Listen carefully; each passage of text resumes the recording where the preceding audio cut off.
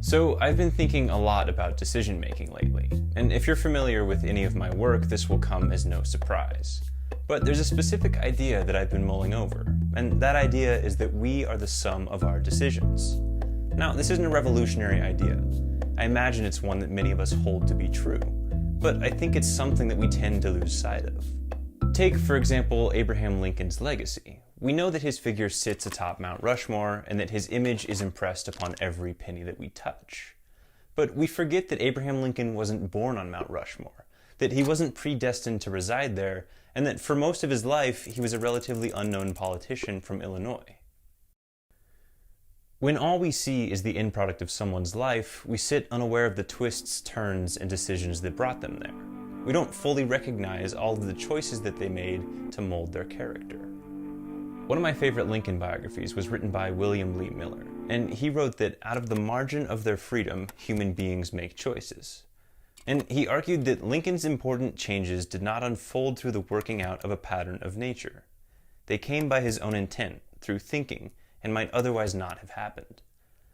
Lincoln was able to develop himself through the choices that he made, and he acted through that margin of freedom that he had to do so. Now, luck and circumstance play massive roles in our lives, and no one's going to be affected the same way. Luck and circumstance, unfortunately, will benefit some and restrict others. But the important thing to remember is that whatever the conditions of our life may be, it's our decisions that hold the power to shape the course of our life. A great example of this can be seen through the Great Migration, where millions of African Americans fled the South in hopes of a better life. And in her book, The Warmth of Other Suns, Isabel Wilkerson concludes on the thought that it was, if nothing else, an affirmation of the power of an individual decision, however powerless the individual might appear on the surface.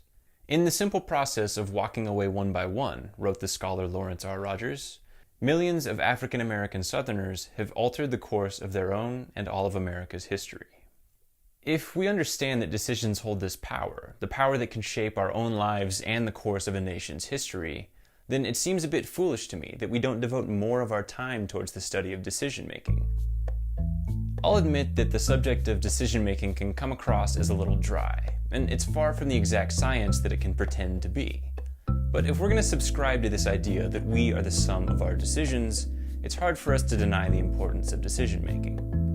When we do recognize the value of decision-making, it's usually in relation to the larger decisions of our lives. Things like going to college, buying a house, or getting married. These decisions are important, and they will have an impact on our life's trajectory, but they're probably the sort of things that we can count on our two hands. The reality is that the vast majority of our decisions are small.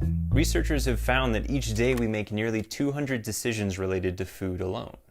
These decisions are so small, in fact, that we may not even recognize them as decisions. Many of them are repeated. Many of them will rely upon heuristics. Many of them might not even seem like they're all that important. But it's these decisions that will compound over time. And when we talk about this notion of we are the sum of our decisions, it's these decisions that we're talking about. We are all the sum of our decisions, but to borrow the words of David Epstein, the precise person you are now is fleeting, just like all the other people you've been. Decision-making is the underlying engine that drives who we were, who we are, and who we will become. And it's not just some tool that we dust off and bring out for life's biggest moments. It's the operating system we use to choose who we will become. Thanks for watching this video. It actually started out as a written piece for my newsletter. And if you're interested in things like decision-making, behavioral economics, and cognitive biases, then you might want to check it out. There's a link below, but you can also go to belseralex.com/newsletter.